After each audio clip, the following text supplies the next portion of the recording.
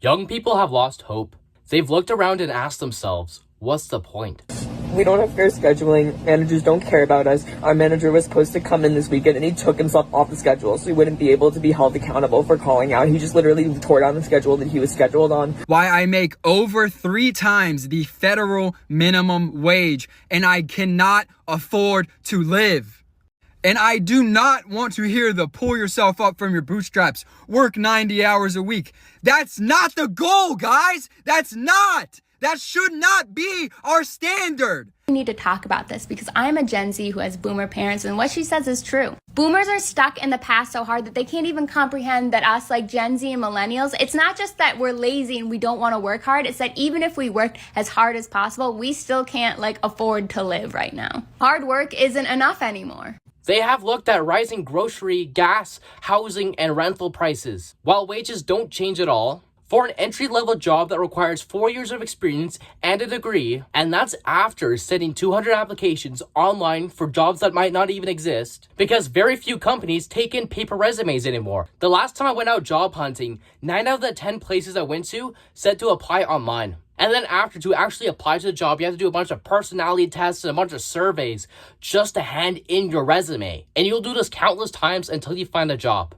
And that job, funny enough, is considered a career when you're going to be saving for the next 15 years for a house that may or may not happen. Oh yeah, I'm not even talking about the American dream being dead because I'm talking about Canada. Yeah, you thought the American statistics were pretty bad. For that given information, why do politicians and older generations think we are lazy or we just given up? It's not that young people are lazy, it's just a lot of us have given up hope. If you have a master's degree and you end up sharing an apartment with 4 other people because you can't get a better job than McDonald's, you would have lost the plot too. Not being able to reap the rewards for the fruits of your labor will make you realize that there's no point in playing this game. And you wonder why there's so many homeless people around Canada.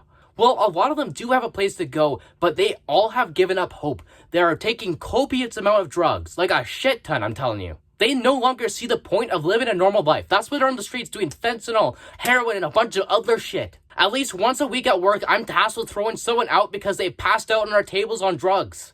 And most of the time, these homeless people do have money. They just inflict themselves with so much drugs because they have no hope. They have absolutely no hope in this world to expand their lives, and they're usually young people between 25 and 35. And despite all of this, there is still some hope for us. In time, things will change. It might take 10 years from now, but things will get better. Because when it rains for a long time, it's bound to be sunny again. Things are hard right now, but the most important thing for you to do, it might sound really hard, is to keep positive and keep hope. Because once that flame goes out, it's hard to ever get it back. It's okay to understand that things are really rough, but don't give up hope. And make sure to play your cards right. And on top of that, the cogs are finally turning. People are starting to realize, hey, things are not right. They were not right 8 years ago. And now finally people are saying, hey, things actually need to change. And soon people will actually do something about it. There's an election coming up sooner or later. There's protests around the country. People want change and it will happen. And if it doesn't happen, people will make it happen. That's all I have for today's video. I know it's not the most positive message I've ever said. However, it's really important to actually understand there's a lot of people in this world that don't have hope, and we should try to bring them hope by understanding the problem and doing everything in our power to change it. If you like this kind of content, I would really appreciate if you subscribe today. It would really help me out. And remember to love yourself so you can save yourself.